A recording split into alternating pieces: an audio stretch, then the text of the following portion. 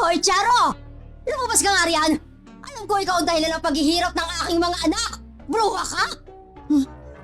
Kung pumunta lang ho kayo rito upang manggulo, ay mabuti pang umuwi na kayo. Wala akong kinalaman sa pagkakasakit ng mga anak ninyo. Anong wala ha? Alam kong mangkukulang mansyahin mo! Marahil ikaw ay ganun din!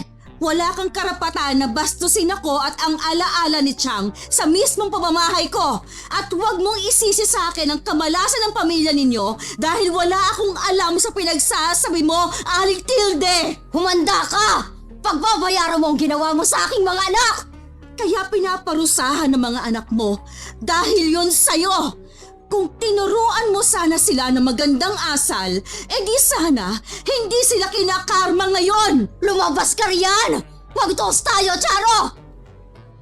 Maagang nagising ang batang si Dina dahil sabik siyang mag-ani ng mga bunga ng kamatis. Marami silang mga pananim sa bakuran na siyang binibenta nila sa palengke. Bukod doon ay may palayan sila na siya namang inaasikaso ng amang si Jonas. Oh, anak, 4:30 pa lang ah. Bakit gising ka na? Nay, mag-aani na po ako ng mga kamatis. Bibili po sa akin ng 1 kilo si Mang Arnan at Aling Bebet eh. Hintayin mo na lang na sumikat ang araw. Tutulungan din naman kita mamaya.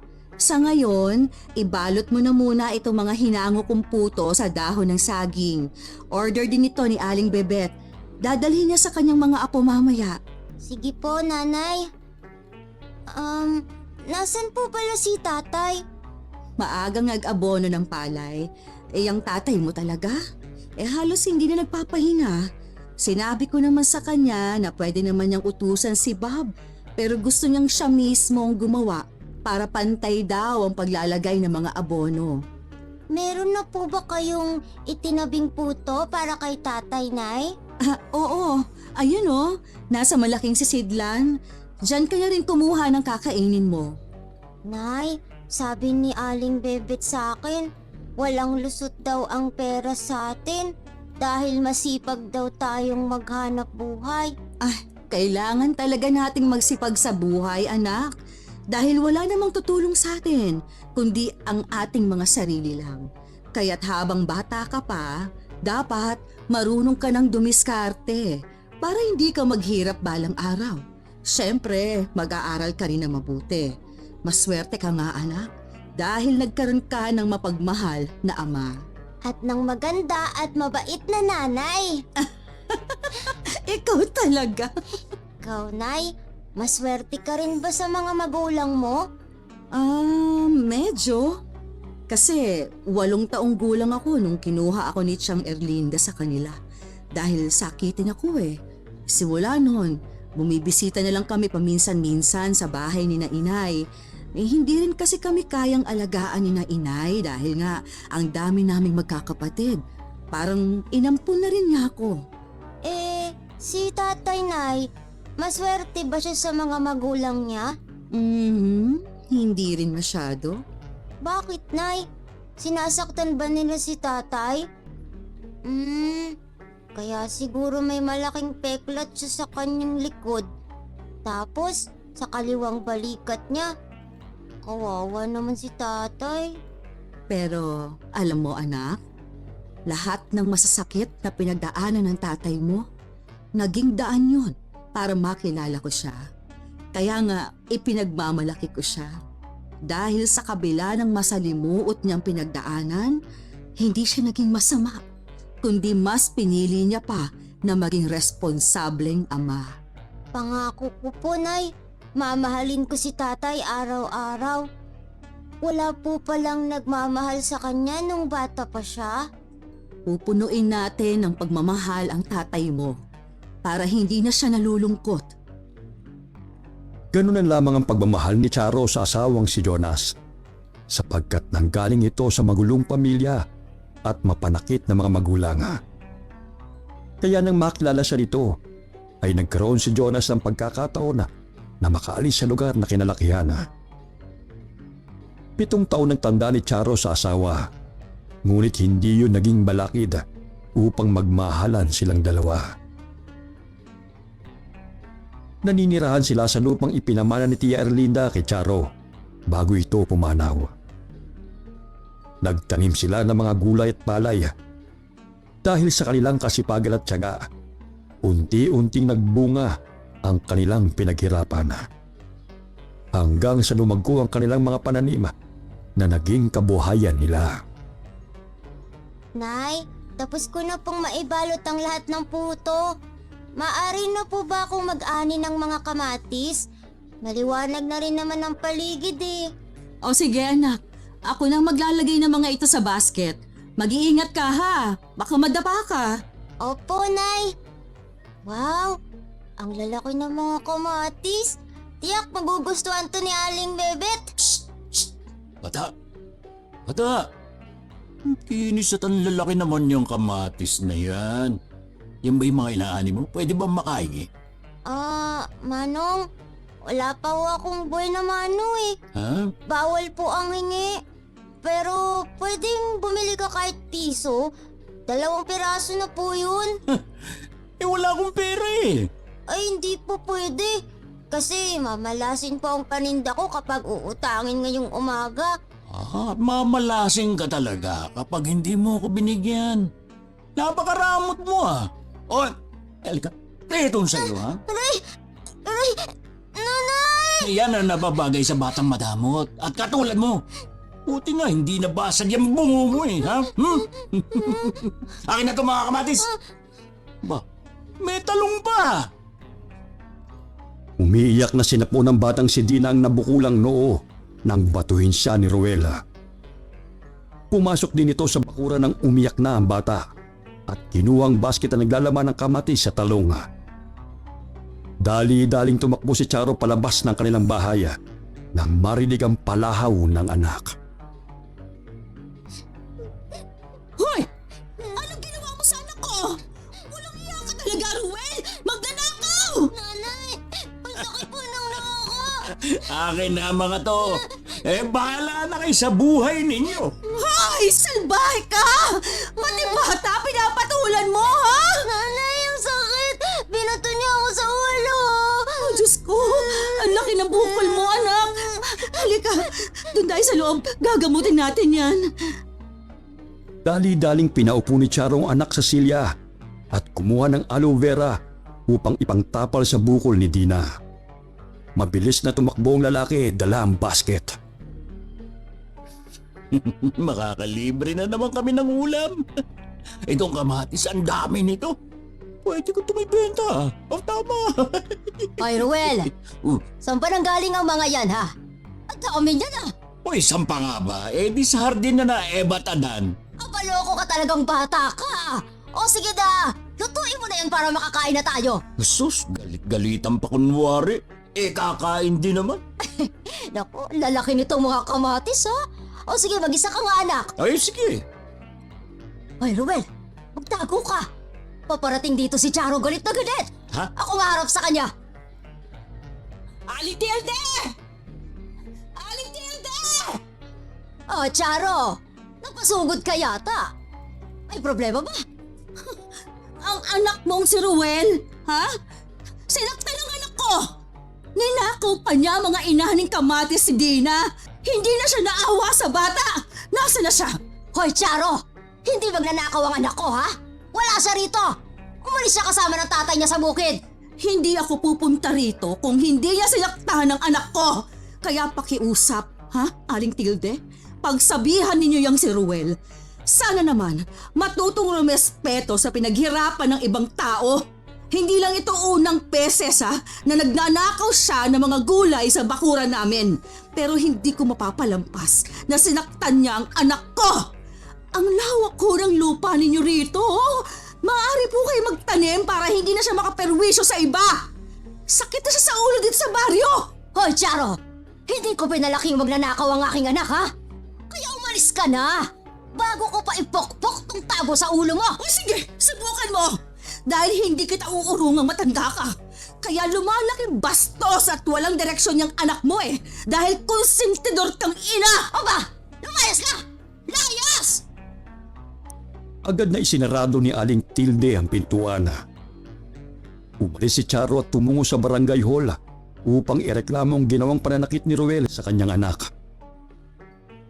Pinasamahan na muna niya sa kanilang kapitbahay si Dina bago umalis. Nakakasalubong niya ang asawang si Jonas sa daan kaya't nagtaka ito. Oh, mahal. Saan ang punta mo? Teka, nasan si Dina? Akala ko ba maglalako kayo ngayon ng mga gulay? Naandoon siya sa bahay, nagpapahinga. Samahan mo na muna ako kay Kapitan. Ha? Bakit? Ano ba nangyari? Irereklamo kung walang hiyang Ruel na yon. Kinuha na nga niya ang mga pinitas na kamatis si Dina. Binato pa niya ang anak natin sa noo. Ano? Dalhin natin siya sa ospital sa bayan. Teka, kamusta na ba si Dina? Maayos na siya. Lumiit na yung bukol niya dahil nilagyan ko ng aloe vera. Hindi ko lang mapapalampas ang ginawa ng lalaking yun kay Dina. Tapos itong si Aling Tilde, kakampihan pang tarantado niyang anak. Kaya siya pinalaki raw niyang hindi magnanakaw at ginawa pa akong sinungaling. Sa akin pa siya galit. Oh, halika na kay Kapitan. Namumula ka na sa galit, oh. Matapos na magreklamo ng mag-asawa sa barangay, ay agad na nagresponde sina Kapitan at ang mga kagawad. Pinuntahan nila si Ruel sa bahay nito. Ngunit tanging si Aling Tilde lamang ang naroon at mariin itong itinanggi na wala roon ang kanyang anak. Kahit halughugin niyo man ang bahay, wala rito si Ruel. Hoy, Charo! Di ba sinabi ko na sa'yo kanina na sumama siya sa kanyang ama sa bukid? Bakit ba ang kulit-kulit mo? Ano yung ginisang kamatis at pritong talong na nakahain sa lamesa ninyo? Ha? Hindi naman siguro nagkataon lang na yan ang ulam ninyo habang inirereklamo ko si Ruel sa pagnanakaw at higit sa lahat sa pananakit sa anak ko. Tsaka, yung basket, ha, Aling Tilde? Sa anak ko yan eh! May nakaukit pa nga na pangalan, no? Sana naman, kung gusto mong pagtakpan ng kasalanan ng anak mo, matuto rin kayo magtago ng ebidensya. Ha? Ay, ayan. Nakita ko lang kanina na nasa mesa ng basket na yan eh. Pero hindi ko nakita si Ruel. Walang hiyang batang yun. Akala ko binili niya tong mga kamatis. Nakaw pala. Ay, pasensya ka na, Charo, sa sinabi ko sa'yo kanina, ha? Di bale, pagagalitan ko talaga ang batang yun. Babayaran ko na lang ang mga kinuha niyang kamatis. Pangako hindi na to mauulit. Siguraduhin lang po ninyo. Dahil ipakukulong ko na talaga siya! Hindi na napigilan ni Charong umusok sa galit. Dahil malinaw na umuwi pa sa bahay nila si Ruel. Ngunit nagtago ito nang mapansin na paparting sina Kapitan. Kinausap na lamang ni Kapitan si Aling Tilde at pinalalahanan tungkol sa ginawa ng anak. Ang kanina'y tigreng galit ay tila ba'y pusang umamo ang mukha. Nakabalik na pala ang lokong Ruel na yun dito sa baryo. Huwag lang talaga siya magpapakita sa akin. Nakita mo naman siguro kung paano siya pagtakpan ng kanyang ina. Kaya lumaking barbado mga anak niya dahil napakakonsentidor ni Aling Tilde. Teka, sigurado ka bang maayos na ang kalagayan ni Dina? Mag-aaral ako ng tricycle para mapatingin sa doktor ang anak natin. Huwag na. Nakausap ko na nga bago ako umalis ng bahay kanina. Pagpasok pa lamang ng bahay ay muling humikbi si Dina at sinalubong ang ama at mahigpit itong niyakap. Tatay, kinuha po ni Mang Ruel ang mga kamatis na ibibenta ko sana. Salbahe po siya. Anak, may ka na lang sa bahay, ha? Kumusta ka na ba? Masakit pa ba yung noo mo? Hindi na po masyado, tatay. Sige na, tumahan ka na. Huwag ka nang umiyak. Pinagalitan na namin siya ng nanay mo, ha? Tsaka, Kapitan, hindi na siya uulit. Talagang hindi na siya uulit. Dahil ako mismong babasag sa bungo niya kapag namerwisyo pa siya sa atin. Sigurado akong pinaghahanap na rin siya sa lugar kung nasaan siya nanggaling. Dahil kahit saan siya mapadpad, sakit siya ng ulo ng mga tao. Madalas napapaway si Ruel at ang kapatid nitong si Richie. Dahil madalas na nahuhuling nagnanakaw ng mga palay at ng mga pananima. Ngunit laging nagkukunwaring sintu-sinto upang hindi sila makulong.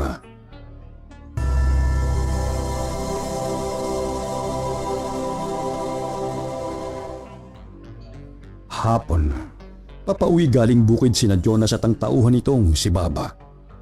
Ngunit nagpaiwan ang binata sa bahay ng kanyang tiyuhin dahil may sakit ito. Kaya't mag-isang naglakbay si Jonas pauwi ng kanilang bahay.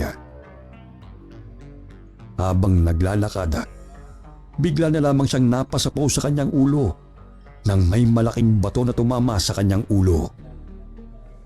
Nakapa niya ang malapot na likido na umaagos patungo sa kanyang pisngi. Aray! Ang sakit ng ulo ko. Ayun, tol. Sa pool. Hilahin natin siya patungo dun sa talaiban. Mamaya may makakita pa sa atin eh. Kapkapan mo. Kapkapan mo. Siguradong may pera yan. Mga walang iya kayo.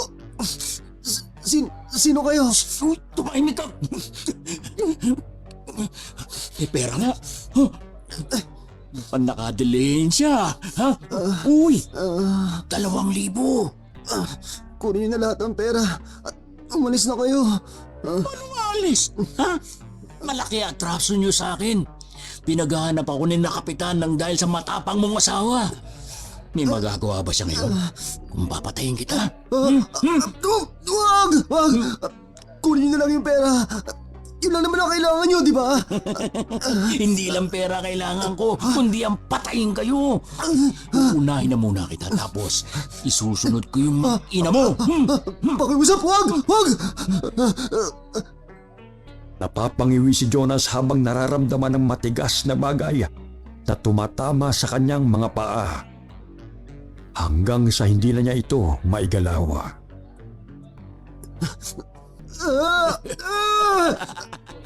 Walang tutulong sa'yo dito kahit sumigaw ka pa dahil wala namang dumadaan eh. Sige, iiyak mo lang yan pare. Dahil bukas, yung mag-ina mo naman ang isusunod ko. Sira ulo ka! Baka ikaw. Walang awa siyang pinahirapan ng magkapatid ng paulit-ulit. Sa bawat sigaw at pagmamakaawa niya ay tumatawa lamang ang dalawa hanggang sa mawalan siya ng malay. Iniwan siya ng mga ito sa talahiban nang makarinig ng taong paparating. Kumaripas ng takbo ang mga ito upang magtago. Habang naglalakad si Baba, may nakita siyang malapot na likido sa daan. Sinundan niya yun hanggang sa makarating siya kung saan naroon ang walang malay na si Jonas. Dali-dali siyang humingi ng tulong sa mga tao, kaya't naisugod na ito sa ospital sa bayan.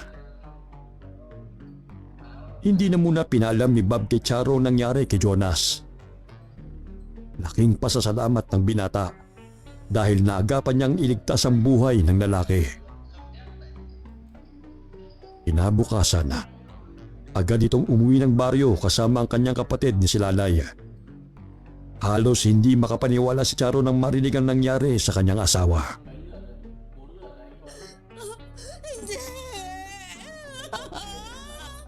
Sino gumawa nito kay Jonas? Walang hiya sila!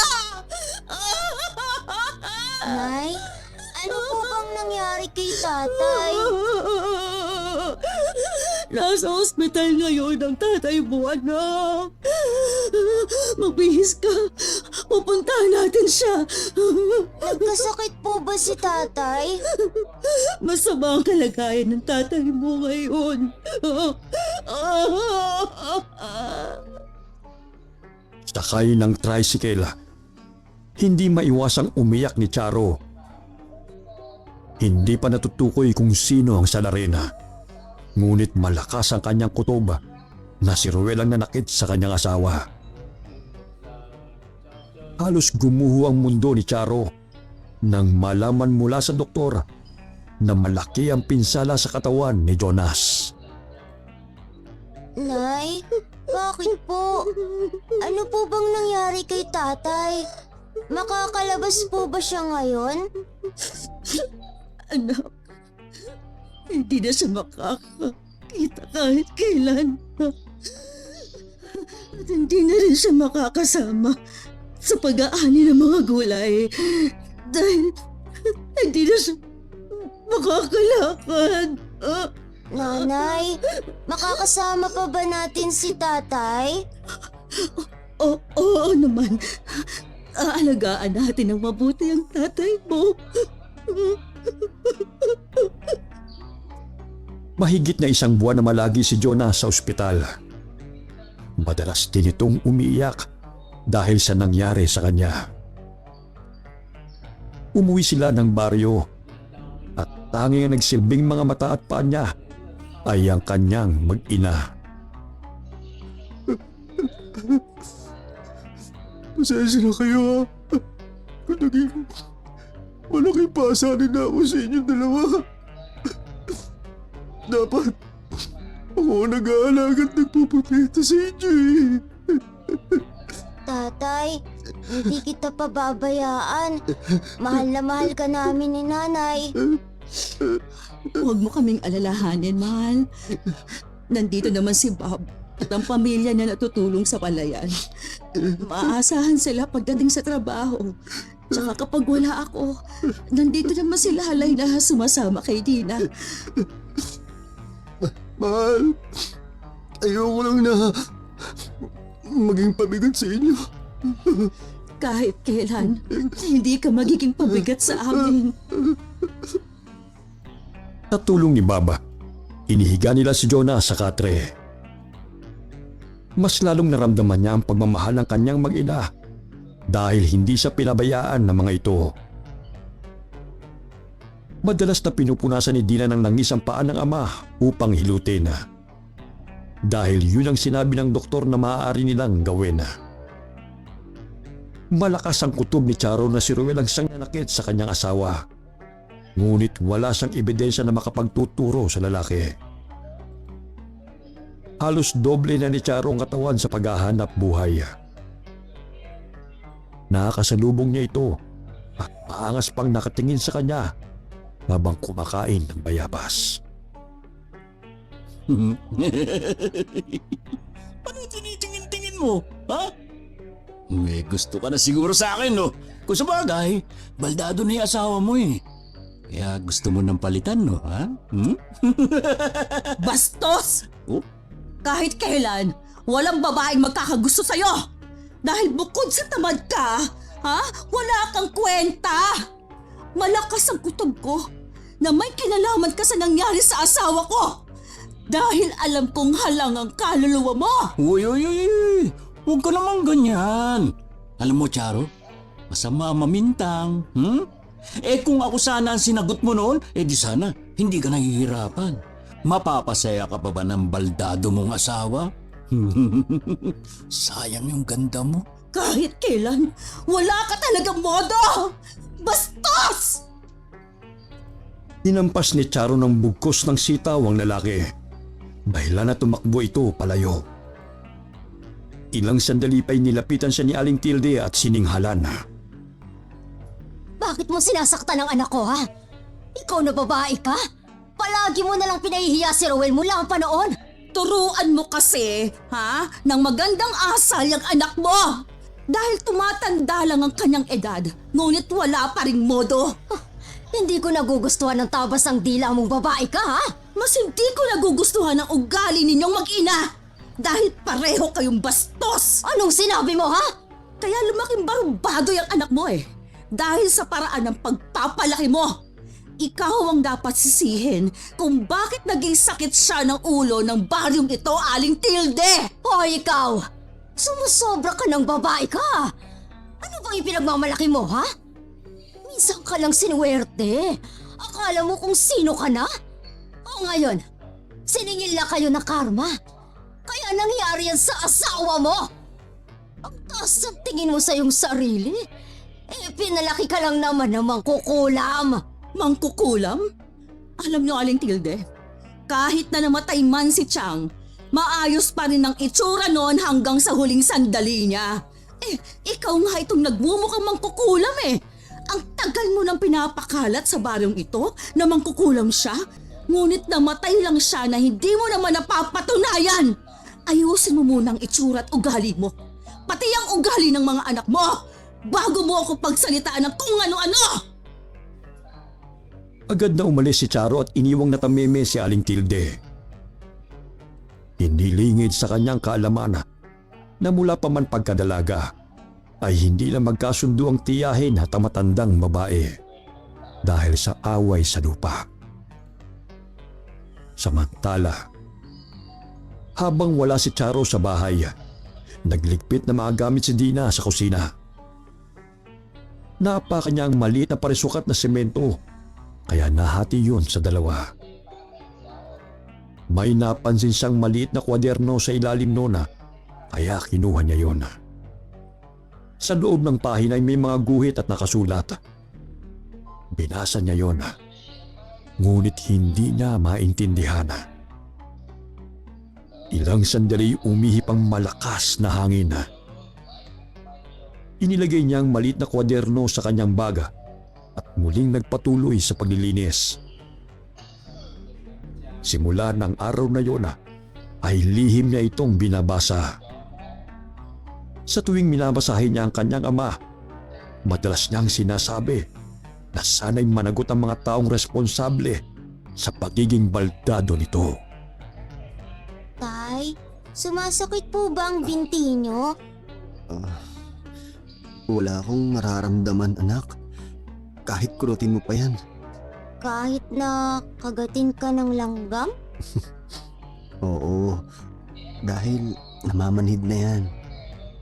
Tay, sana yung salbahing tao na may gawa nito sa'yo, mabulag at mapilay din. Para maranasan niya kung gaano kahirap ang sitwasyon mo. Pero tay, hindi ako mapapagod na hilutin tong paa mo. Dahil hindi ako mawawala ng pag-asa na makakalakad ka ulit. Mamimitas tayo ng kamatis ng sabay. Maraming salamat sa pagmamahal at pag-aalaga mo sa akin, anak ha. Alam mo, kayo ng nanay mo ang aking kayamanan. Madalas na tumatabi si Dina sa kanyang ama hanggang siya'y makatulog. Nang hapong yun, muli niyang kinuha ang maliit na kwaderno. Naaliw siyang magbasa sa mga salitang hindi niya maintindihan. Ngunit tila ba'y sumasagi sa kanyang isipan kung ano ang pinapahiwatig nito. Sa tuwing dumarating ang kanyang ina, ay agad niyang tinatago ang natagpuang kwaderno at ilang maliliit na stick.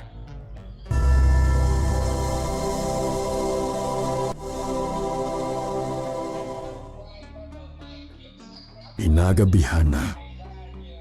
Nakaramdam ng pananakit ng binti si Ruel. Kaya't kinuha nito ang liniment ng ina. Naramdaman itong naninigas sa mga kalamnan niya, lalo na sa bandang tuhod. Ay naku. Nirarayuman na siguro ko. Kapag 40 na Pero teka, bakit namamawis yata ito? Ay, Nay! Gumising ka muna, Nay! Hilutin mo nga muna itong pako. Ang sakit eh. Ay, nako. Ano ka ba namang bata ka? Aray! Kung kailan kakaidlip ko lang eh.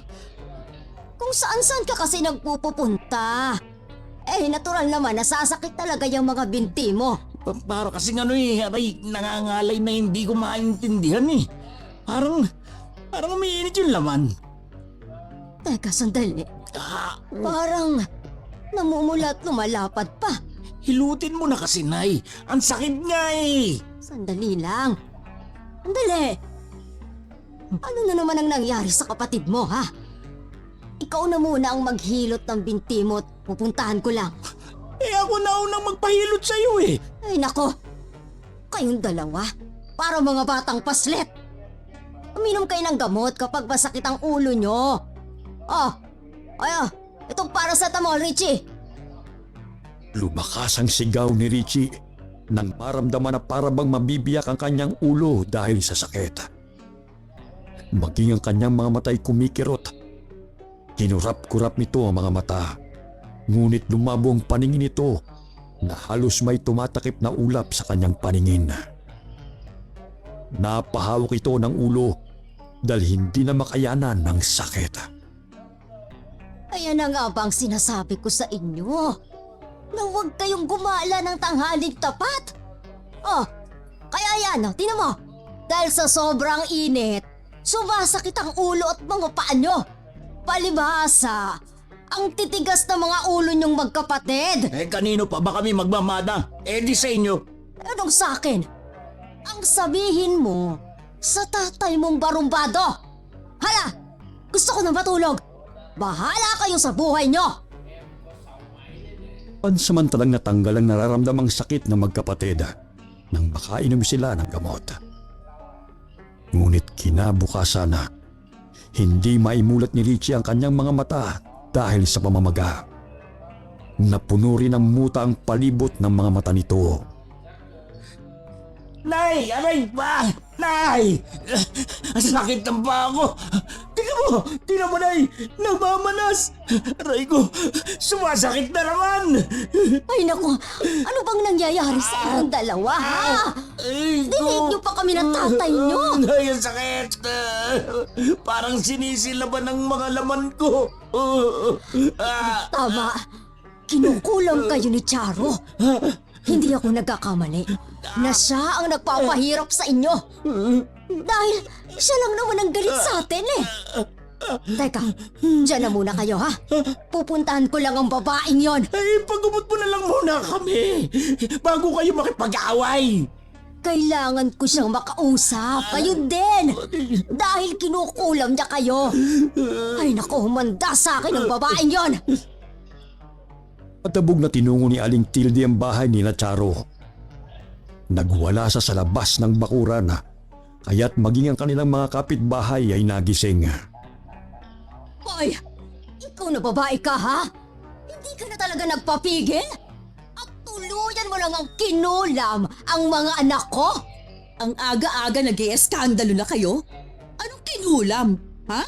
Wala akong alam sa mga pinagsasabi mo, Aling Tilde. Bruha ka talaga? Nagmamaang-maangang ka pa? Namamaga ang mata at binti ng mga anak ko. At alam kong ikaw ang may kagagawa nun. Dahil pamilya kayo ng mangkukulam. Alam mo, Aling Tilde, sagad na sa buto yung kapraningan mo. Kung yan ang nangyari sa mga anak mo, siguro karma na yan sa kanila. Tsaka, hindi lang ako ang nakaalitan nila. Ha? Marami. Kahit natanungin mo pa ang mga kapitbahay, oh. Sa oras na malaman kung ikaw ang kumulam sa kanila, magbabayad ka. Nagsasayang ka lang ng laway mo at oras sa pagpunta mo rito. Wala na po akong oras sa kulamin pa yung mga anak ninyo. Dahil busy ho akong tao. Naghahanap buhay po ako. Ha? Umalis na po kayo. Magsasalita pa sana ang matandang babae, ngunit tinalikuran na siya ni Charo at sinarado ang pintuan. Naririnig pa niya mula sa labas ang ingay ng matanda. Ngunit pinalis din ito ng kanilang mga kapitbahay. Nanggugulo na naman si Aling Tilde. Wala na talaga silang magawa sa buhay, no? Pagpasensyahan nyo na, mahal ha. Dahil hindi ko kayo magawang ipagtanggol sa kanila eh. Hayaan mo siya. Ayun, pinaalis ng mga kapitbahay dahil alam nila na wala akong kasalanan. Pagkakamalan pa talaga na akong kumulam sa mga anak niya. Pero mahal, paano kung may kumulam nga sa mga anak niya? O edi mabuti. Nagsagayon, mabigyan sila ng leksyon. Maya-maya'y tumahimik ang paligid dahil tuluyan na nakalis si Aling Tilde sa bahay ng mag-asawa. Tumungo ito sa bahay ng albularyo na kakilala nito upang humingi ng tulong. Pagdating nila ng bahay, agad na ginamot ng albularyo sina Richie at Ruel. Ngunit hindi nito matukoy kung sino ang kumulam sa magkapatid. Habang nagsasagawa ito ng pagtatawas, mas tumindi ang palahaw ng magkapatid dahil anuman ang gawin ng manggagamot ay sila ang nasasaktan.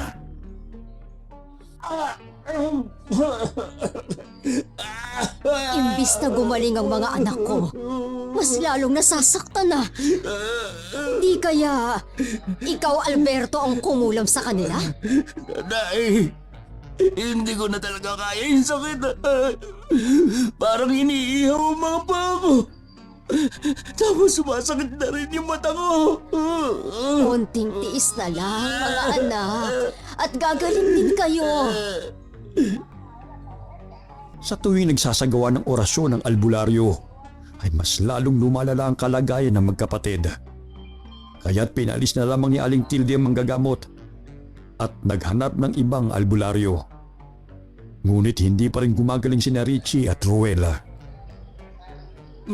Nay, baka hindi naman kami kinulam. Doktor na sigurong kailangan natin. 3 albularyo na pinapunta mo rito sa bahay pero hindi pa rin kami gumagaling. O sigurado akong kinulam kayo ng babaeng yun. Nay, sa tuwing ginagamot kami ng mga albularyo, mas nadadagdagan sa sakit namin ni Richie. Palaki ng paa ko. Tsaka yung mata ko bigat-bigat na. Naku, ano na ba ang gagawin ko sa inyo? Dahil walang sapat na pera, hindi na isugod sa ospital ang magkapatid. Hindi rin naniniwala si Ruel na kulam ang sanhi ng pagkakasakit nila. Ilang buwan din nilang ininda ang karamdaman ng walang lunas. Ngunit hindi sumuko si Aling Tilde sa paghahanap ng manggagamot upang gumaling ang kanyang mga anak. Habang naglilinis ng kwarto si Charo, napansin niya ang lumang kwaderno na katabi ng basurahan. Kasama ang mga gusot na papel na ginamit ni Dina sa pagguhit.